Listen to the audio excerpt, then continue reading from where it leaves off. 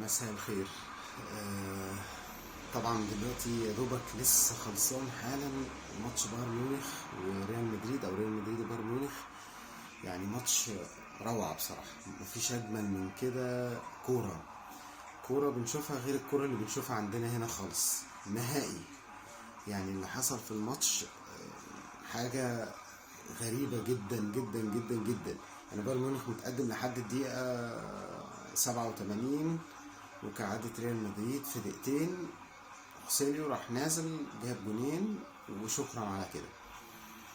زي ما حصل تقريبا كان في ماتش مانشستر سيتي اللي كان تقريبا من حوالي السنة اللي فاتت او اللي قبليها تقريبا، كان في الحدود دي. طبعا الماتش ابتدى بايرن ميونخ ب4-2 3-1، وابتدى ريال مدريد ب4-3-1-2.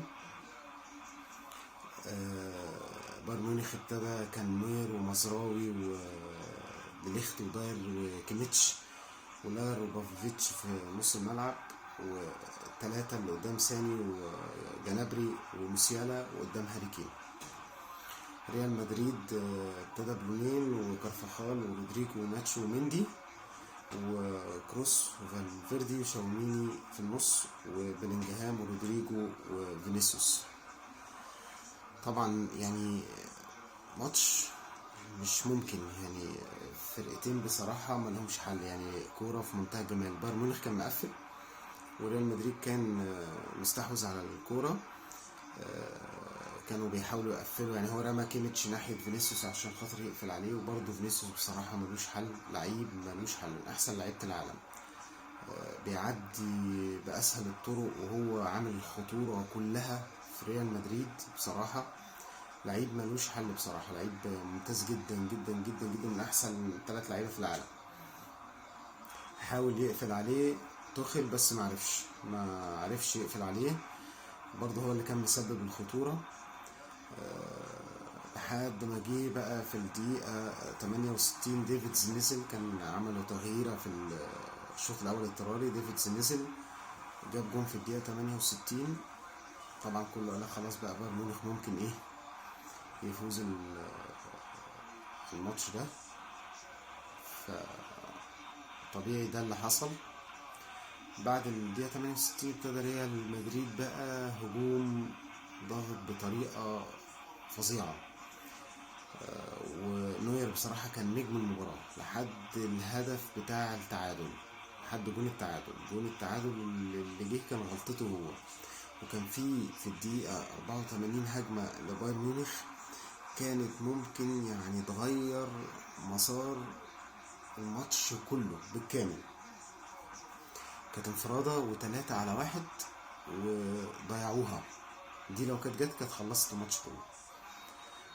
دي لما ما جاتش انا قلت ريال مدريد اكيد هيرجع في الماتش، وفعلا ريال مدريد نزل غير تغييرات. انشيلوتي نزل دياز ونزل خوسيليو ونزل كامافينجا ونزل مودريتش. خوسيليو نزل جاب الجونين، طبعا ضغط ريال مدريد وجاب الجونين في دقيقتين ورا بعض.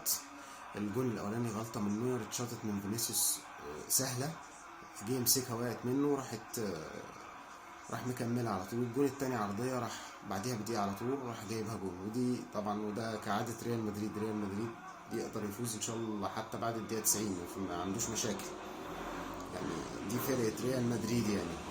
تاني حاجه طبعا بايرن ميونخ يعني ضيع كوره زي ما بقول كده في الدقيقه 84. الكوره دي لو كانت جت في الدقيقه 84 كانت فرقت فرق كبير جدا وكانوا اتقدموا 2-0، بس للاسف يعني ضيعوها وشكرا بقى على كده. كان توخيل منزل كيم قالك يرميه ناحية الشمال ويرجع مزراوي ناحية اليمين، بحيث ان هم يعني يقفلوا على فينيسيوس، ومهما عملوا برضو فينيسيوس ما بتقفلش عليه خالص، لعيب ملوش حل بصراحة.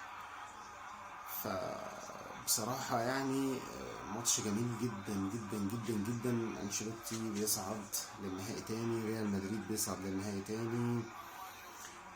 في اخر 5-6 سنين هو صعد تقريبا 3 مرات للنهائي. فريال مدريد بصراحة فريق كبير، فريق يستحق.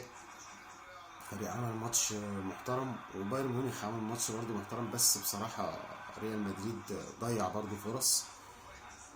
ولكن في الاخر ربنا كافئهم بان هم جابوا جونين في دقيقتين ورا بعض. كان في شك ان الجون التاني يبقى اوفسايد، بس ما طلعش اوفسايد، على يعني يا دوبك على يعني حاجات بسيطة جدا جدا جدا جدا يعني.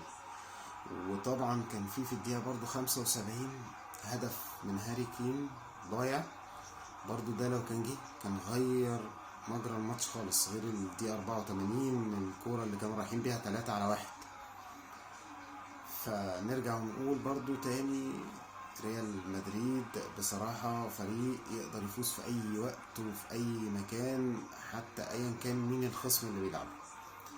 طبعا ريال مدريد هيواجه بروسيا دورتموند في النهائي، برضو الماتش هيبقى صعب جدا جدا. بروسيا دورتموند فريق محترم جدا، فريق عنده لعيبة كويسة جدا، عنده اطراف سريعة ومهارية، بيقفل مساحات برضو كويس. فمش هيبقى ماتش سهل على ريال مدريد خالص، بالعكس ماتش صعب جدا جدا جدا جدا، واكيد الفرقتين يستاهلوا يوصلوا. بروسيا دورتموند تصدر مجموعة الموت من اول ماتش، وهم تصدروا مجموعة الموت ووصلوا وكملوا وفازوا على اتلتيكو مدريد، وكملوا وفازوا على باريس سان جيرمان وصعدوا للنهائي. وريال مدريد طبعا كعادته يعني، مانشستر سيتي في بايرن ميونخ فرقتين تقال جدا. فبصراحة ريال مدريد يستاهل، وماتش بصراحة في منتهى الجمال، ودي الكورة اللي الواحد بيحب يتفرج عليها. زي ما بقول كده مش زي الكورة بتاعتنا، يعني مختلفة تماما عن الكورة اللي عندنا، نهائي نهائي اختلاف شاسع عن الكورة اللي عندنا.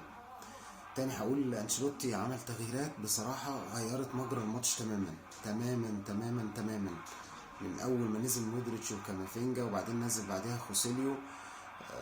بصراحة يعني ملهمش حل يعني، وابراهيم دياز برضو.